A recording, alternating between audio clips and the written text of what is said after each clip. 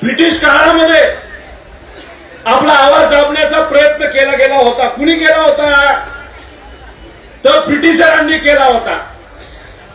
पण त्यानंतर म्हणजे आपल्या सर्वांच्या आधीचे पूर्वज जे होते, आपल्या आधीची जी पिढी होती, आपल्या परिवाराचा स्वतःचा विचार न करता या देशाला स्वतंत्र मिळावं यासाठी त्यांनी रक्त सांडलं.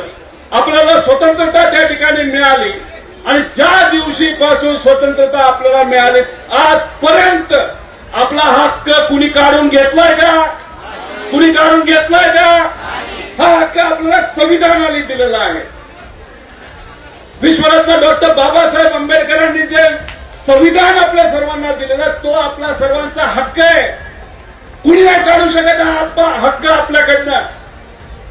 पण हे सरकार आपलाच हक्क आपल्याकडनं काढून घेते. उद्या समजा जर तुम्हाला कुठली अडचण आली, समजा कोकणामध्ये एखादा असा प्रोजेक्ट आला जो तुम्हाला नकोय, उद्या तुमच्या जमिनी जर सरकार असंच घेऊन टाकते, स्वस्तात घेते, तुम्हाला आंदोलन करायचं असेल, तो हक्क तो अधिकार तुम्हाला राहणार नाही.